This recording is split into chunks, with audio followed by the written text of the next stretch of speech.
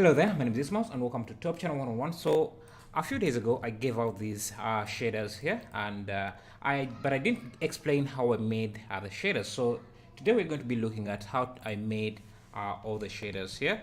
Maybe not all of them, just the more interesting ones, like this one here, this maybe this one here and this one.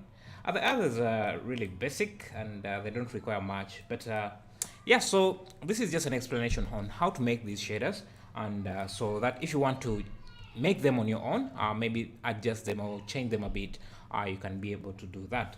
So let's get started by I won't open up a new project, so I'll just use this one directly. So I'll just add a new cylinder here. Sorry, I'll just use a UV sphere, scale it down a bit to the size of the other shaders, and turn on smooth shading, here.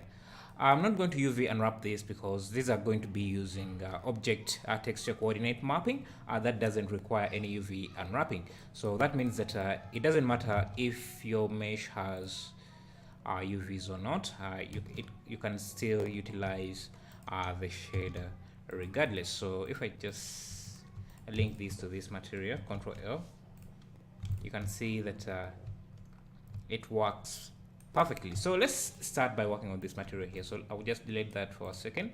I'll create a new material here. I'm not sure what to call it right now, but let's first get that fractional look out of the way.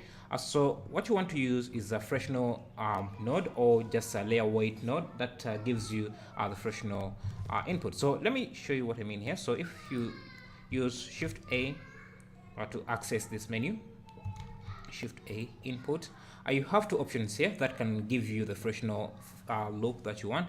There is the fractional node. Let me just Control Shift click the node to preview its outputs. And I think in 2.8, I don't know if the change has been implemented, but it was said that the node wrangler add-on would be set as a default input, as a set to be active by default. But if it's not active, just go to the edit, preferences, and then add-ons, and then search for node wrangler and then enable that, so that you have the ability to use the node wrangler shortcuts. For example, if you want to preview any node, you just hold down Control Shift and then click on that node. So you can see how the fractional looks. It just gives you render a white and black shade depending on the angle you're viewing the object from. So you can see no matter what angle we look at this object, we are seeing the faces perpendicular to us are being shaded black, and the faces that are facing, I don't know what side is this, but that are facing away from us are being shaded white. So that's how fractional works, and you can access that shader, that effect, using the fractional node. Or you can also use another option, Shift A, that gives under input you can use layer weight. It also comes with a fractional input or output and a facing input. That also gives you the same effect because it's shading the faces that are facing you different shade from the faces that are facing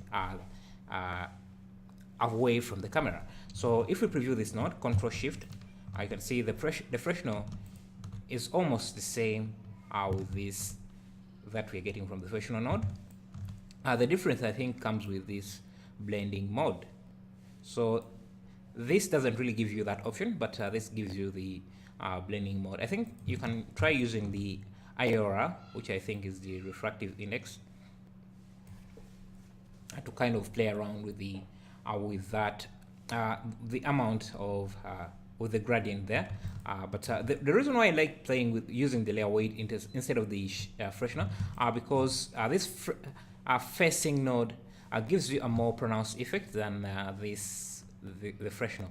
So you can play around with the blending and let's see what you want.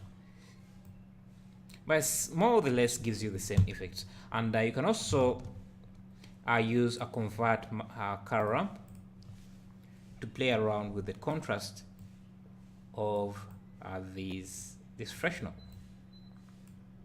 Or you can just, let me remove this. You can use Shift A, convert a math node, and play around with either the power or the add operation. So you can play around with the different operations to see what will give you the results you want most. So this is what I used to mix the different materials that you see there that are blended in.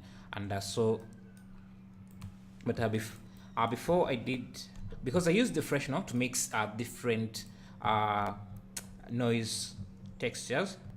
You can see here, it must be, so you can see, let's see, so it comes out.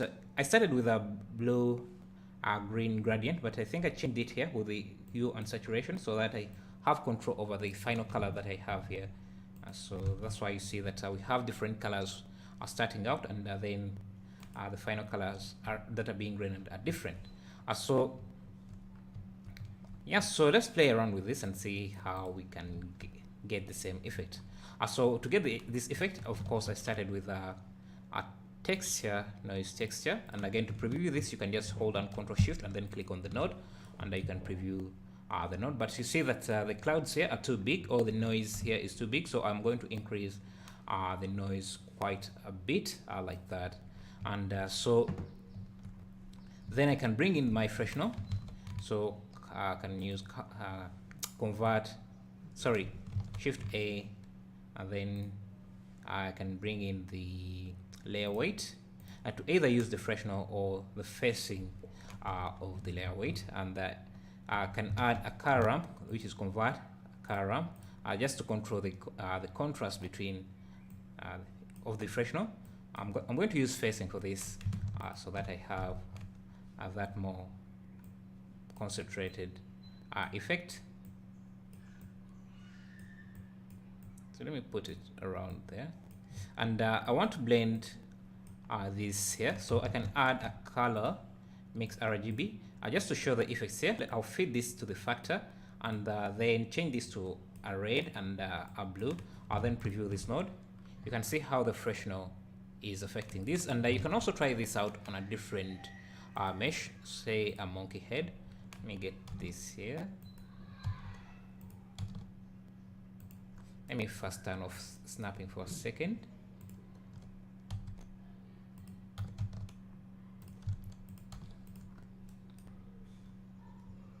You know what, let me just cancel to selected, and then move this.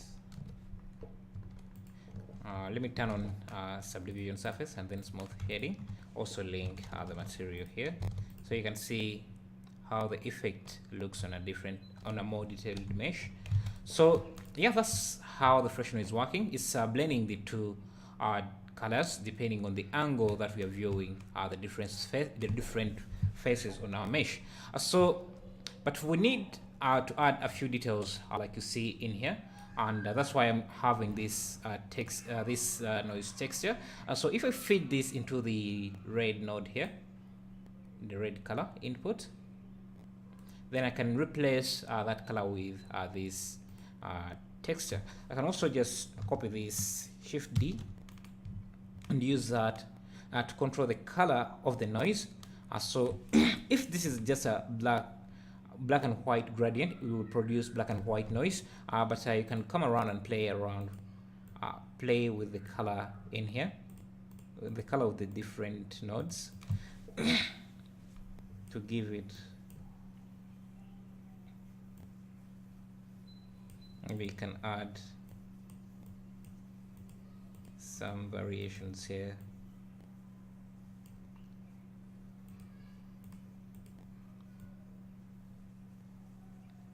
Just trying to make this a bit interesting. But the outside color is still a solid color. So what I'm going to do is again use the same noise texture. And should I? Yeah, let me use the same noise texture, but play around with the colors a bit here. So if we fade this directly here, you won't see any difference because these are exactly the same, and so we just need to play around with the colors a bit here. Let's maybe change this. Now let's just start from scratch with these colors.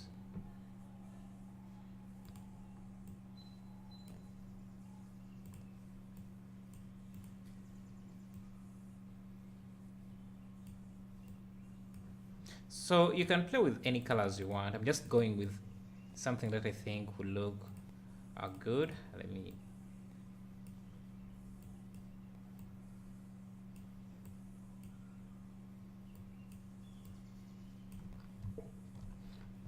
Now you can feed that into the base color and then preview the principal BSDF shader.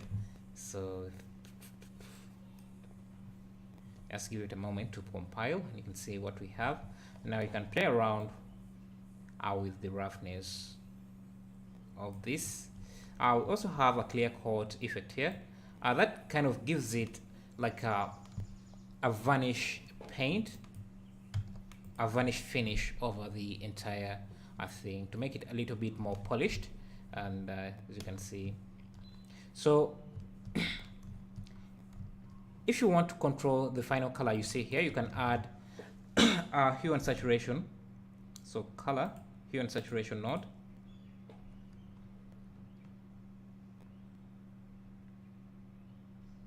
And then play around with the hue and saturation of your node to get the effect you want. So I think you can play around even with the contrast here, just to get the look you want, or play with the blending mode, or change around the facing to freshener and see the kind of effects you're getting as well.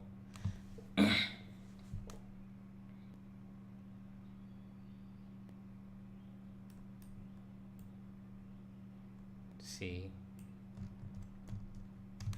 you can even try making these the colors from the edge, for the edges to be a bit darker. You don't have to go to this here and make these values darker. What you can do, you can add another hue and saturation between this, and then play around with the value here to make the colors darker or lighter. So let's wait for this to compile. I can preview this for a second. Problem is I had changed the hue and saturation here, so I will reset it back to 0.5. And so if I wanted to make this a bit darker, I just have to play around with the values here. If I want it to be lighter, I can just increase the value there like that. If you want to make it, if you want the value to be higher than 2, you just type it in. Just type in the value you want, because if you just slide this, the maximum value you can go to is 2. But if you want to go over the maximum value set there, you just have to type in directly, and it will go over that. So I want this to be a little bit darker. I don't know why it's only showing purple here. Let me first preview this node just to make sure that yeah, okay, seems to be this. So I will reduce on the purple here. Let me remove this node here. You can also, because this is the same, it's using the same node, changing the settings here will affect the effects of the settings here. So if you want this to be separate, you can just use a different color noise map and the noise texture, then play around with the detail, maybe distort this a bit, and I can reduce the scale down a bit. Maybe these ones will be a little bit larger. Let's reduce the distortion to about 3. Now if we preview this,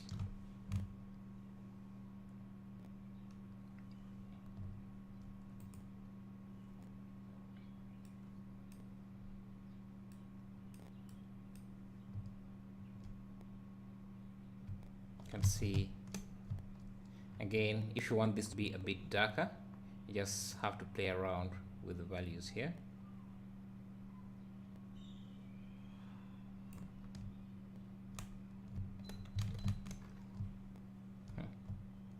This looks like a frog kind of texture. That I think it's interesting. So that's the freshener node. Let me just go through this here just to show you how I did it. So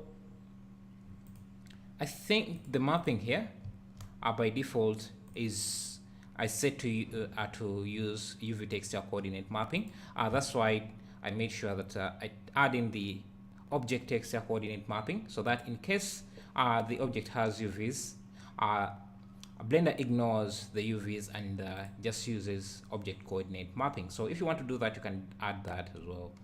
If you're using the node wrangler, you just select the node and hit Ctrl T to add the mapping coordinates for you, and then you just have to change the texture coordinate from generated or from UV to object, and you would be good to go.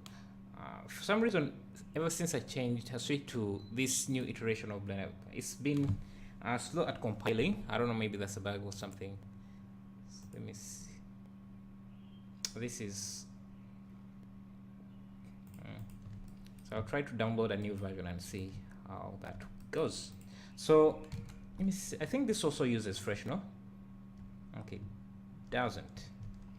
But basically what I used here was just an image that I fed into the roughness, and that's all I did. So let me maybe do this for you again. Let me just duplicate this.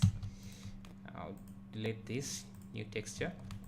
So what I did for this, make sure you have some textures, scratch textures. I'll be uploading this to my Blender website so that you can download the scratch textures that I used here. So I'll be leaving a link in the description if you want to get those scratches. So text scratches, I have these scratch textures, and if I preview them, you can see how they look. They don't really look much here because I think there is not a lot of code. Okay, I'm previewing the alpha channel, so I'll just hold on Control Shift, click the node to preview the color map here, the color output to preview this. I see it's a bit, the scratches are too big right now, so I'll just hold on Control Shift, Control T, and make sure you have the node selected to bring in the texture coordinates. I don't like using UV mapping, mostly if I want to use the shader on a different object like this. I don't want to worry about having UVs for that object, so that's why I changed this to object mapping. And if you're using a texture map for texture coordinate, if you're using an image map for the textures and you try to switch this to object mapping, you will run into this issue where the texture starts stretching in some areas like you see here. So if we try this, let me bring this closer here. If I link this material to this, you can see we have the stretching there. So to avoid that stretching, you would have to come to the image itself and then change the mapping coordinate, the projection from flat to box. That will remove the stretching that is there, and then we can increase the scale to increase to reduce the size of the texture. But if you see closely, you see that the texture is repeating itself quite a lot, and maybe if you zoom out a bit, you can see the pattern starting to come through. So you can try using the blend mode here to blend the texture, but sometimes you just make sure that the scale you're using is not too big to make those pattern or repetition look prevailing. So I think I'm okay with this, but I want the scratches to be more pronounced. So what I'm going to do is add a math node. I'll leave it to add, and then I'll leave the operation to add, but you can change it to power, subtract, or any other operation, and play with the values here to add more contrast, or you can use a convert color ramp for that. So now what I did is just feed this into the into the roughness, and then preview this and changed. You can see you can see the different areas that are reflecting. You can also play around with the color of this and you can also give this a more metallic look. See what we have. And to have this reflective, this polished reflection, what I did is add a clear coat. Give a clear coat of 1. You can see now we have a more polished look. If you don't want it to be too polished, you can also use the clear coat roughness to make that a bit rough. Basically, you can play around with the different settings here. You can also even just connect this to the metallic, so that the scratches are the metallic part, and the other areas are not metal and non-metal. So yeah, the other shaders are basically the same concept, but changed a bit. So for this here, I just used, let me just use this as the example. So this is a cage, and the way I did that, I had an image texture. Let me just import that. So again, I'll be uploading these textures to blender1on1.com. You can visit there to download some of the textures. So let me just find a random texture here. So I think it's under scratches. No, new textures, new.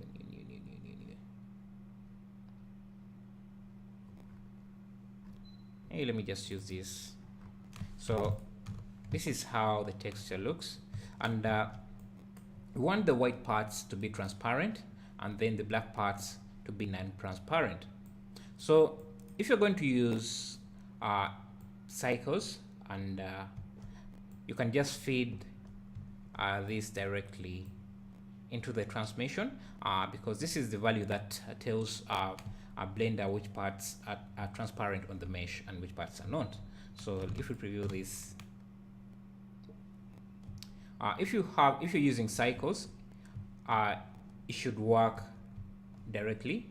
But let me switch this to cycles. Let me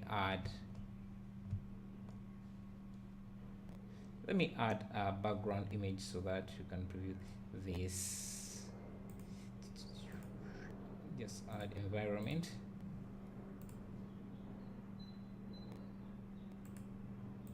Just add another random image. Because the roughness is a bit high, that's why you see we're not seeing a lot of the background. So you can also see how the other shaders are performing in cycles.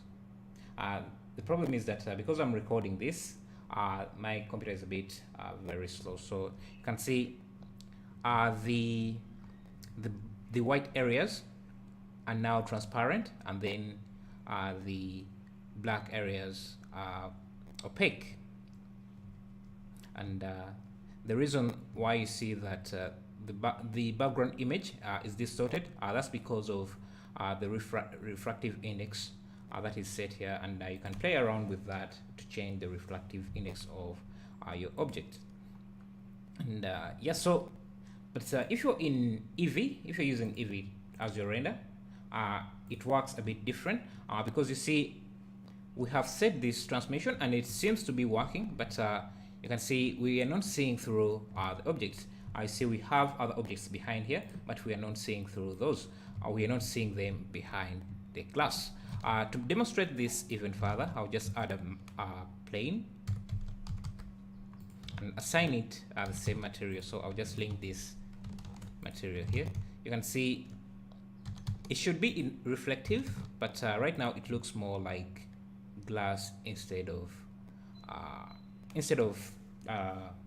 it's looking more like a mirror instead of a glass. So to fix this, you need to do a few things. Under your render settings, this can crash your Blender, so make sure you save Blender, or if you don't want it to crash, make sure you are in the nudge, the solid, this is called the solid display mode, and then go into the render settings, and under screen space reflection, make sure that is set to active, and turn on refractions for this. Make sure refractions is turned on. By default, it won't be turned on, and also screen space reflections reflections will not be turned on. So after doing that, you also have to go into the material settings of this object, of this shader. So go to the materials and scroll down to settings here, and you can see we have the blending mode set to opaque. That's why you see nothing behind this, because the blending mode is set to opaque. There are a few settings here you can play around. We have additive. Remember, again, I warn you that playing with this setting while you are in rendered mode or any other mode that is not in solid mode may crash Blender. So let's play around and see if that will happen. So additive, okay, see how it's hanging. Okay, so it has not crashed, thank God. So you can see additive, you can see now we are seeing the objects behind this mesh, and if we reduce the scale of this texture by adding texture coordinate and increasing the scale, you can see how the objects are behind our mesh. We also have another setting, so that is have multiply. Just give it a moment. You can see it just makes the glass a bit darker, but you can still see the objects behind. We have alpha clip, but I think the best blending mode is either alpha hash and alpha blend, and they all work depending on what scenario you're having. I can see now Blender is crashing because I tried to check this. This is a bug. I think it will be fixed before the final release is set.